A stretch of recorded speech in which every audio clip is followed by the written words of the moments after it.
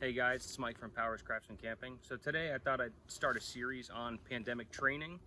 While everybody's in lock-in, we can't really do much. It's a good time to get out there, practice your skills. We're just in the woods. It's behind my house right now. We're kind of on a hill, but that's all right. So today I thought I'd show you my quick deploy shelter system. I'll show you the pieces it contains, the knots I use whenever I deploy it, and two different types of shelter systems that I use with it. So for this part, you're gonna need a poncho or shelter of your choosing, a 30 to 50 foot ridgeline, 4 tent stakes, and a cutting tool. All right, so for this shelter system, you're gonna need 2 trees, about maybe 15 to 20 feet apart, longer than your shelter system is, and then the 30-foot ridgeline. This hill is kind of on a slope right now, so what I'm going to do is make my shelter downhill so my feet are facing downward and my head's facing upward so I don't wake up with a splitting headache. Also, you normally want your shelter to be facing away from the breeze, so you want it to block the breeze, but in a climate such as Hawaii, it's always hot, it's always humid, so we're going to take advantage of the convective breeze and we're going to face our shelter towards the breeze. When using this shelter system, you normally want the shelter to be anywhere from chest to hip height. If you want, you can go a little bit lower to knee height if you're trying to do a stealth camp or a low profile shelter. So this is where the cutting tool comes into play. We're going to knock this sapling down, use it as a toggle.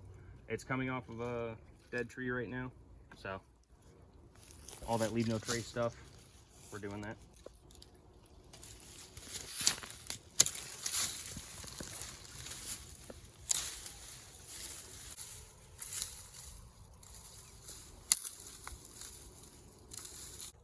Right now I'm just doing a Beaver Chew method on this little piece of stick. It's really good whenever you're using a small knife like the Izula. It doesn't have as much cutting power as a bigger knife, but I'd like to say that it's how you use the tool, not the size of the tool, that matters.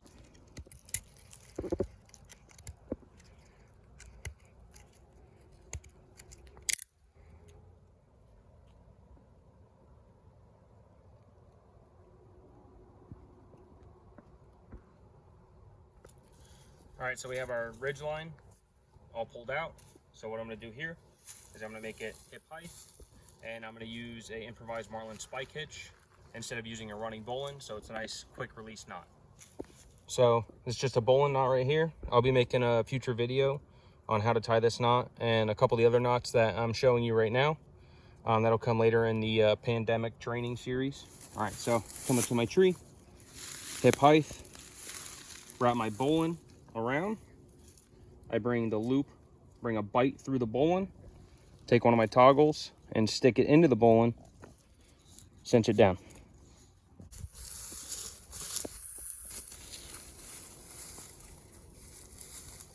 So for this end, we're going to use a trucker's hitch with a quick release knot to tie it off. So for the trucker's hitch, you want to take a step back. Normally I do about elbow to fingertip length away. And what you're going to do is you're going to take a bite, pull your running end up through that bite, cinch it down. Now you take your running end, wrap it around your tree, hip height, wrap it around your tree. Make sure not to pull this piece too hard just yet, because you will pull this loop out. Now we're going to run the running end of your knot back through your loop. And we're going to pull towards that tree, and that's where your mechanical advantage comes in, because you now have a pulley of 2 strengths to 1. I'm going to put my toggle in my pocket. We pinch it off just like so to keep it from running out on us. We take a bite and loop over. We reach through our loop and pull through.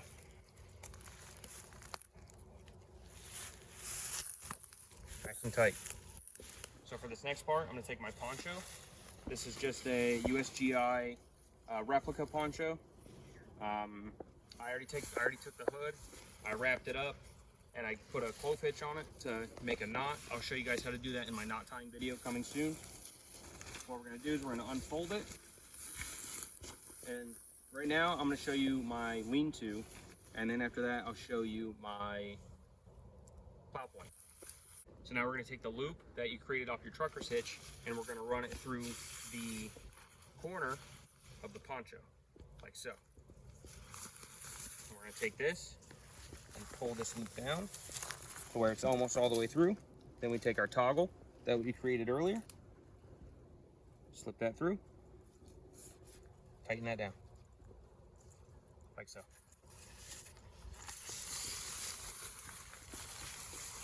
Next, I have a pre-tied prusik loop on my Ridgeline. Again, I'll show you how to make this knot as well. We slide this over, we run one of the ends through, and we're going to tie what's called a slip knot on the end of it.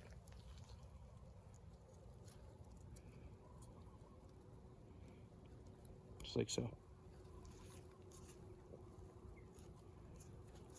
Tighten that bit down, pull it. So instead of tying the slip knot around the grommet, another method you could use with a toggle, put this toggle away real quick. You tie that same slip knot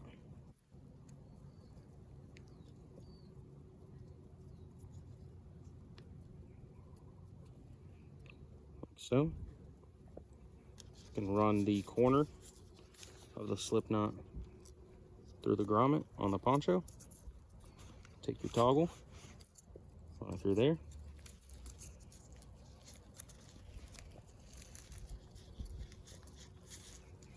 Tighten that slip knot down, and then pull your prusik loop. All right, so next what we're gonna do is we're gonna take the stake and we're gonna take a piece of cordage that I had pre-tied to this poncho, and I'm going to stretch it out where I want it to go. And I'm gonna mark out a little spot for my tent peg. Go ahead and push that down in there. Whenever you're pushing this in, you want to make sure it's leaning away from where the tension's going to be coming from. So the tension's going to be coming from here, pulling this way. So you want it to be leaning in this way, but you also want it to be angled towards the center of your tarp. Now we're going to take our piece of cordage, wrap it around it, pull it a little taut. This needs to go down in this one. All right. Pull it a little tight. And then I'm just going to throw 2 half hitches in it to make it easy on myself and everybody else watching.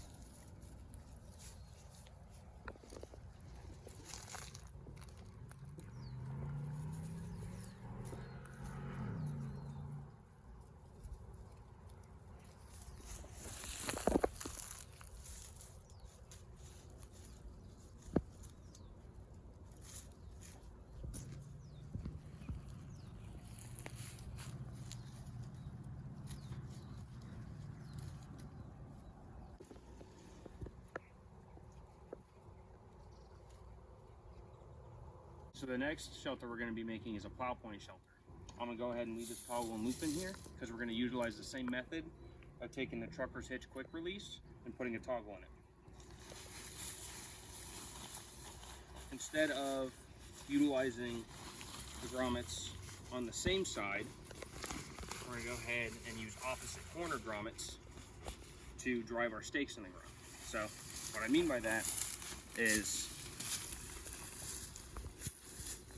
the opposite corners. I'm going to go ahead and take this corner, pop this toggle in my pocket real quick, take this corner, pull the stake out of my pocket. Make it nice and tight.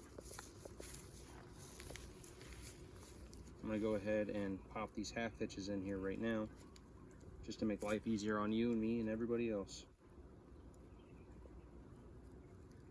1 half hitch.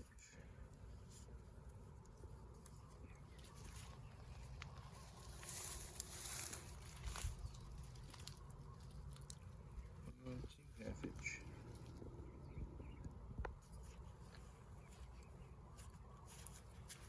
Go ahead and pull that out, get it nice and tight.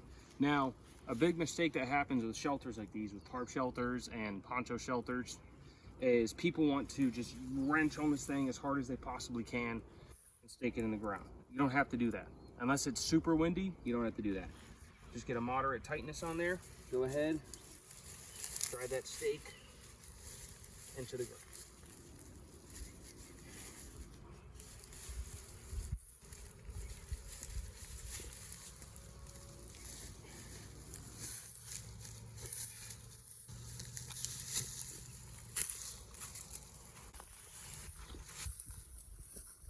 Next, we're gonna go ahead and take one of the corners.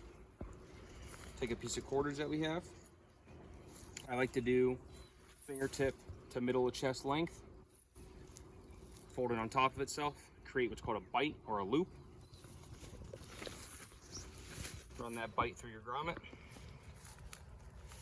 like so. And we're gonna create what's called a lark's head knot. So you open up that bite, slide those two ends through, pull it down. That's a lark's head. We're gonna take that corner that we just put the lark's head in. Find a good spot to stake it out. Pop it right here.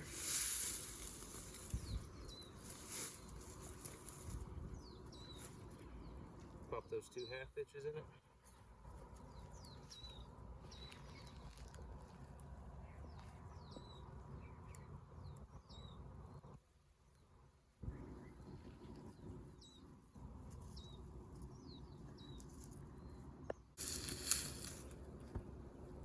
That's fine. All right, same thing in this corner. Bring it out where you want it. Pop that stake in the ground.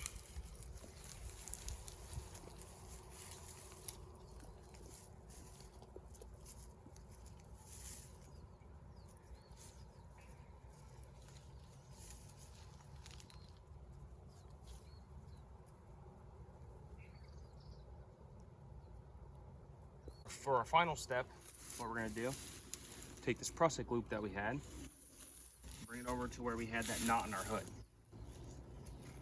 And you can either tie it around the knot in the hood, or you can tie it around the cordage in the knot in the hood.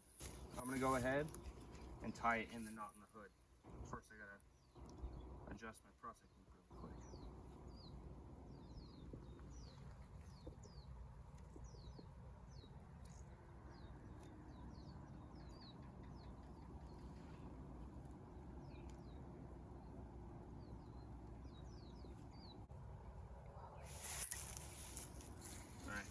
That's adjusted.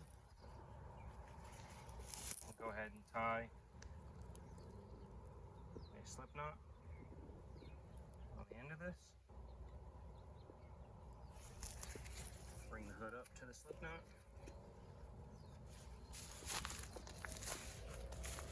Tighten the slip knot down on the hood and pull that prusik loop back. All right, so this is our plow point shelter. Also known as a diamond configuration, whatever you want to call it. I personally like this one better. It gives me 3 sides of cover from the wind and from the rain. But like I said, it's Hawaii. It's always hot, it's always humid. So we want to take advantage of that breeze, so we put it up in here. And as you can see, we're on a slight slope. So instead of sleeping with my head towards the opening, I would sleep with my head towards the corner.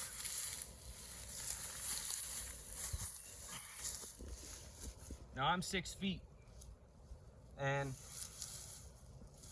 I don't know about you, but this looks pretty comfy to me. So the poncho, it rolls up maybe about the size of a 32-ounce water bottle. And the 30-foot Ridgeline rolls up pretty damn small. about the size of a hand. I appreciate you guys joining me here today. Like I said, this is just a quick poncho shelter. I showed you two. I showed you the lean-to and the plow point, also known as the diamond configuration. You can do this with a larger tarp. You can do this with a poncho. For all my military guys out there, your military issued poncho, it's got tons of grommets on it, so you can do both of these shelters. Like I said, I'm 6 feet tall. I can fit in this thing pretty easily.